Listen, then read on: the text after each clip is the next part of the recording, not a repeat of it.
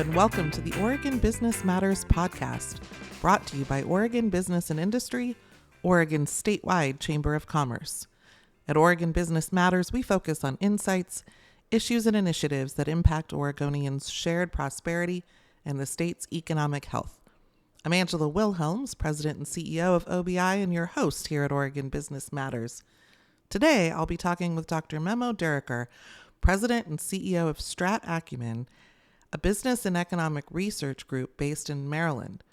Memo is also a faculty member in Salisbury University's Business School and the founder and former director of the university's Beacon Network, which conducts applied business and economic research. He's also served on the board of the Maryland Chamber of Commerce and chaired the board of the Maryland Chamber of Commerce Foundation, so he's uniquely situated to talk with us at Oregon's Chamber of Commerce today. Welcome to the show, Memo. It's great to be here. Great. Well, so you're with us today to discuss your team's analysis of Oregon's regulatory environment, which is some work that the OBI Research and Education Foundation commissioned. And that report has been released and it can be found on OBI's website, OregonBusinessIndustry.com. And before we get into the meat of that analysis, I just want to take a minute, if you'll indulge me, Memo, to say a few words about why we commissioned this report. About 2 years ago, OBI surveyed hundreds of small businesses about the business climate in the state. And by an overwhelming margin, they expressed extreme frustration with the state's regulatory climate specifically. For example, 74% said that business regulations change so frequently, they had a hard time keeping up with what they're supposed to do. Just last year, in a 6-month time period, 500 individual rulemakings were noticed.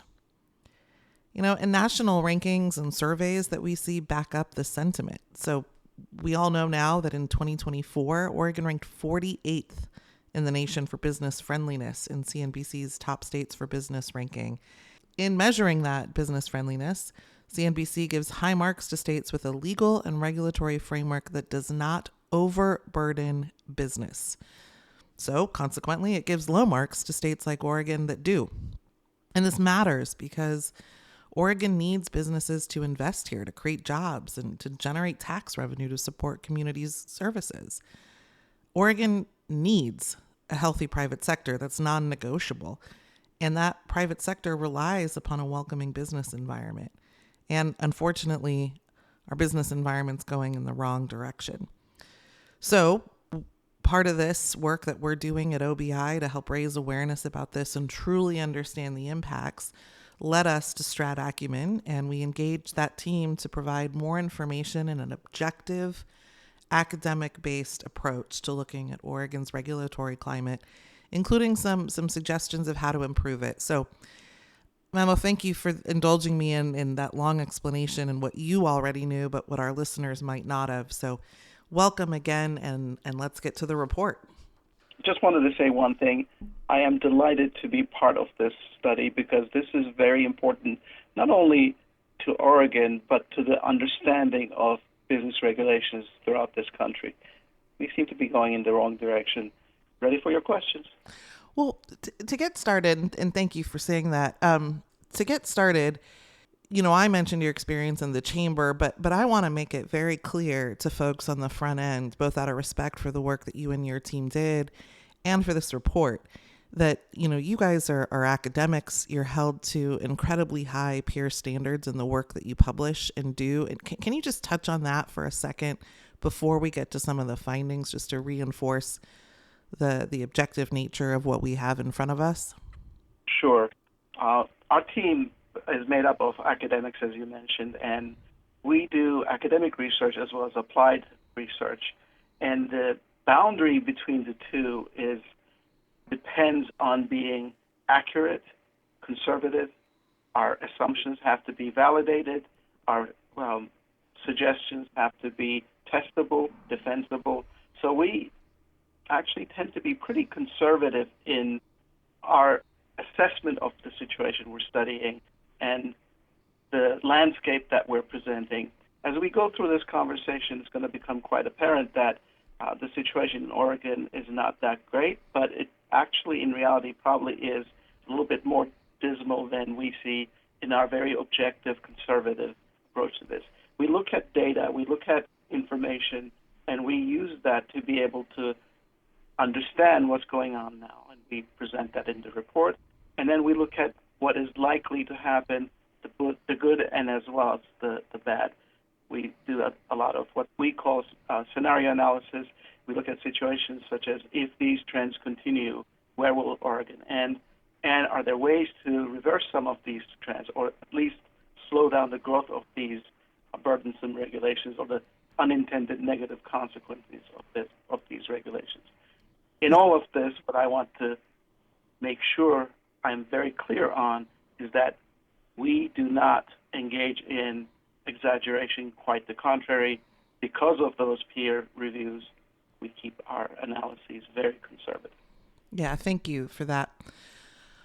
All right, so let's get to the report that we released, assessing a state's regulatory environment and comparing it to regulatory environments in other states is frankly, it's difficult to do. It's a complex and difficult task because, states have different approaches, different, structures in their administrative law, books, etc. So before we get to the specifics, again, talk a bit about what your team found in Oregon broadly. And can you help our listeners understand how you went about tackling this challenge? Sure. In doing these kinds of studies, we use three approaches. Number one, we look at existing data and see if there are data points that are apples to apples. If the states are using the same language, or they're using terms that have been used by not only various states but also the federal government. That is the easiest part, to be able to compare those apples to apples and see where Oregon is compared to other states. We can look at the what we call the median state, take a collective or aggregate look at the regulations in all the states and say, this is the median number, this is Oregon's number. That's the easy part. Then we get into slightly more difficult comparisons. As you said, different states use different methodologies. Then we go to a industry by industry or subject matter by subject matter comparison. And in this, we rely on other national trade organizations. Many of these trade organizations compare a particular part of regulation, a particular category of regulations, and then they publish those annually, and we subscribe to those databases, and we're able to go in and pull out from there the comparisons and the comparative data that we need. We use that in our scenario modeling. Probably the most difficult one is when they do not compare. That's when we incorporate qualitative analysis in addition to the quantitative analysis. We might do things like thematic analysis or word counts. And also we look at op-eds published in all of these states about these issues and do some evaluation of what is being said qualitatively rather than just numerically. Great. That makes complete sense. And I think our listeners will understand that too once they see the report itself. So now that you've explained the approach and some of the background, let's start with this. At a high level, what did your analysis of Oregon's regulatory environment find? So in the analysis, we looked at ways to identify key trends, understand the economic consequences of these, what we term as excessive or burdensome regulations, evaluate their human impacts, and as you said earlier, we did look at some proposed solutions. Let me share with you some of the overall findings that really opened our eyes to the complexity and the gravity of the problem. First of all, these unintended consequences of business regulations lead to slower innovation and economic growth. In Oregon, that is definitely the case. When we do these kinds of things, we want to know what could go wrong if the current trends continue, and what could change if we can reverse those trends. In some of these analyses, for example, we see a 10% increase in regulations, and I'll come back to that 10% number in a minute. can lead to a 0.5% annual decrease in the number of new firms coming into the state. Similarly, a 0.6% decline in small firm employment for the firms that remain in the economy on an annual basis. All economies, all state economies rely on new businesses, new startups, especially small to medium-sized businesses. A 10% increase in regulations lead to 3 to 7% decrease in new startups. That is not sustainable for any state. Now, those numbers might seem low, 0.5, 0.6, 3 to 7, but add those annually in 5 to 10 years, you're seeing a huge number of loss that it should not be there. One of our colleagues said, if I'm making $50,000 a year at work, why would I leave $5,000 on the table every year? That's the kind of comparison we can share with you regarding those. Yeah, that makes sense as well. And I think it's something that instinctively businesses feel, but is hard to quantify. So your ability to extrapolate some of these figures through the research and the assumptions is really helpful, because we know it costs businesses more. They tell us that all the time. They talk about how they're not able to invest in additional jobs or innovation or product lines or whatever, because they have to spend more money on these compliance issues and regulatory, even just knowing what to do, let alone the actual doing of the compliance. So these aren't, unfortunately, surprising numbers, but they are still sobering, I would say. Absolutely. And when we look at this is the same issue for practically every state in the nation, but these compliance costs disproportionately affect smaller businesses, small to medium-sized businesses. Like you said, they lack the resources to navigate these. They lack the resources to find out what they need to comply with, how to comply with. They cannot afford the lawyers and the accountants maybe a larger national firm can. And that, in turn, takes them away from doing what they do to make money. They make less money. They're able to hire fewer people. They increase their prices for consumers. They have to deal with complex licensing and permit requirements, inspections, etc. In one example, in another state, we came across a barber, a sole proprietor, a minority business enterprise, and this one barber was inspected 12 times a year by 6 different state agencies. These are not intended consequences. These are unintended consequences of regulations. Throughout the study, we reaffirm our belief that regulations are not bad. The unintended consequences of those regulations, especially when they become excessive, are the ones we're fighting against, and we're trying to quantify. One more thing I would like to share as we look at this is these regulations impact disproportionately vulnerable populations. Low-skilled workers, they have fewer employment opportunities, especially if they have limited education. It also impacts low-income. So it's not just the businesses that are impacted. It's the clients of the businesses and the people in the society that might not have access to certain resources. One of the unintended and unrecognized issue is that some regulations create new problems that were not part of the problems they were trying to solve. Maybe they're cost purposes with existing regulations. They might be duplicative. They might be intended for a different reality. Years have passed, it's still there, and it's solving a problem that no longer exists. So those are the issues we've been trying to quantify, and in the case of Oregon, we have. And it's as I said earlier, it's not a good outcome. Yeah, it is not. I want to talk for a second and switch to some state versus state comparisons, if we can. Your report shows that when we look at federal and state restrictions taken together, and I want to touch on this for a second. A restriction there can be multiple restrictions inside one regulation. So just for our listeners and folks who read the report, we'll see that definition in there. But you can have a regulation that does multiple restrictions. And so looking for a second at those restrictions, Oregon is 7th in the country, and not in a good way.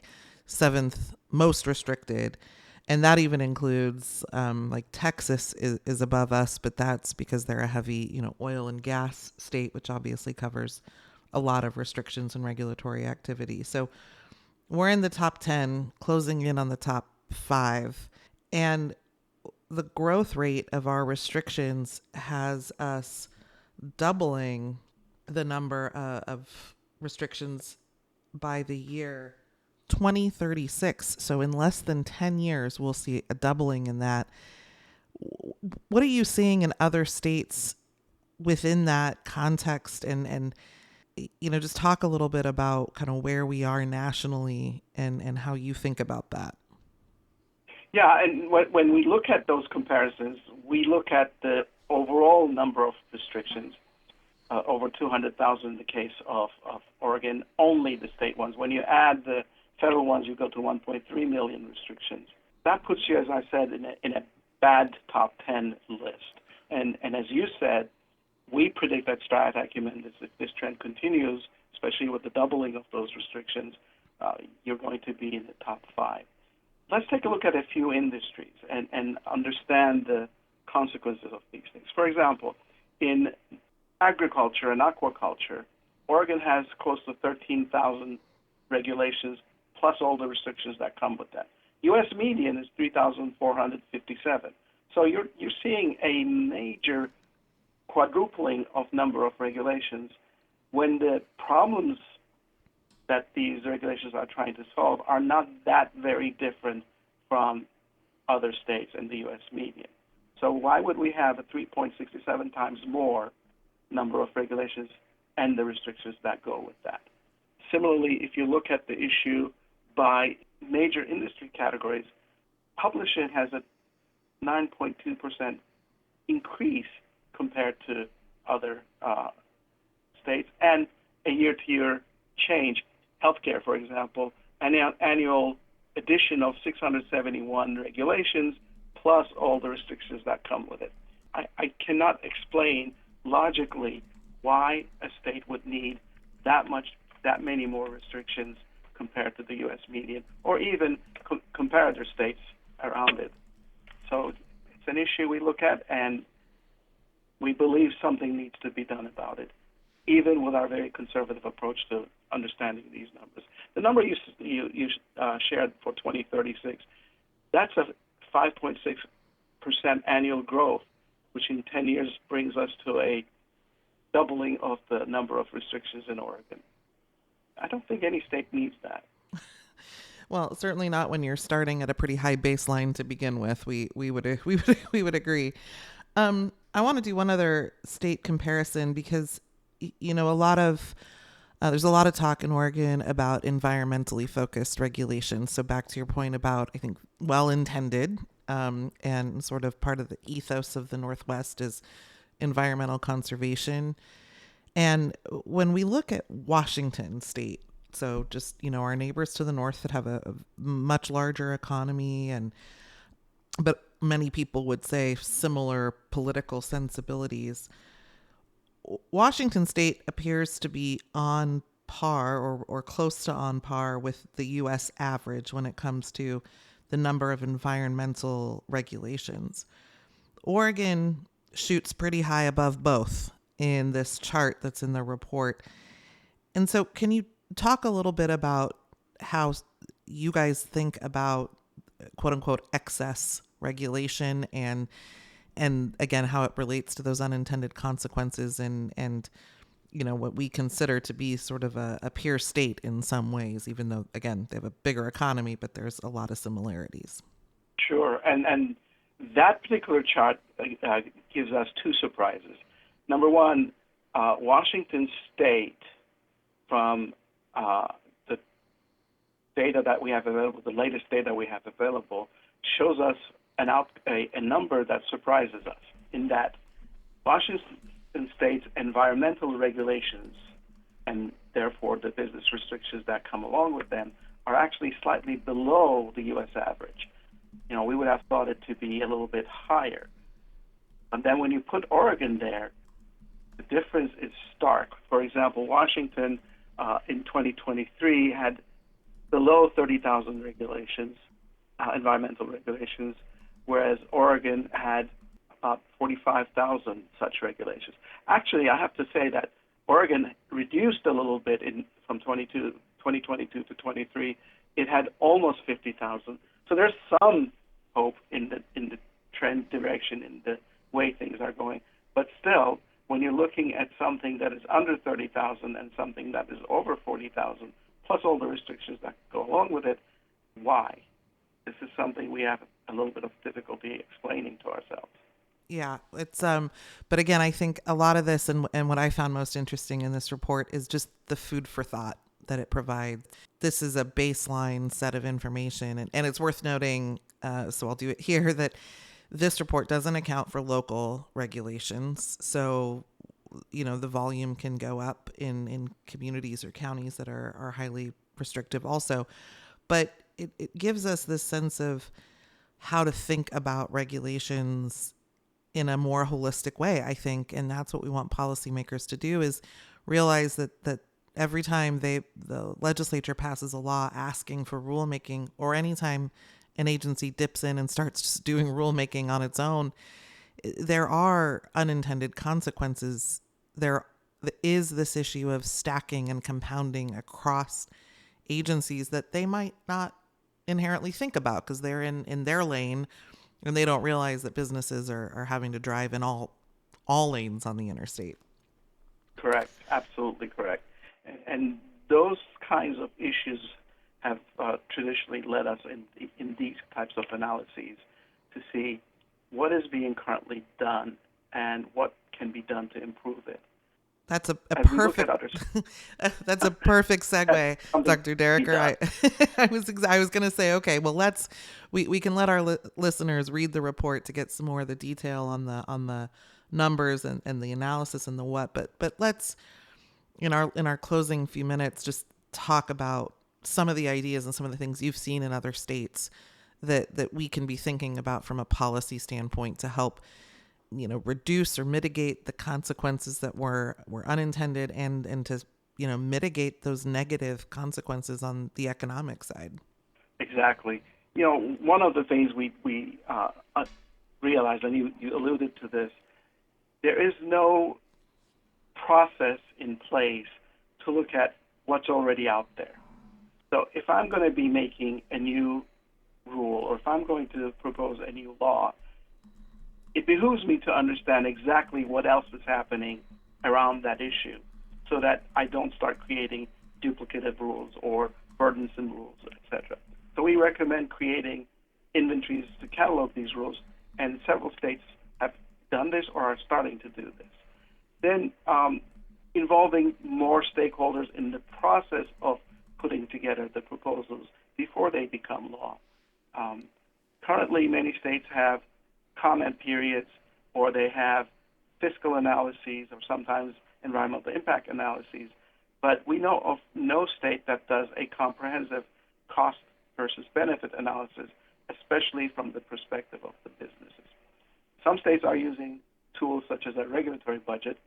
For example, in one state, they are putting a limit to how many new laws can be proposed in a particular area without taking laws out.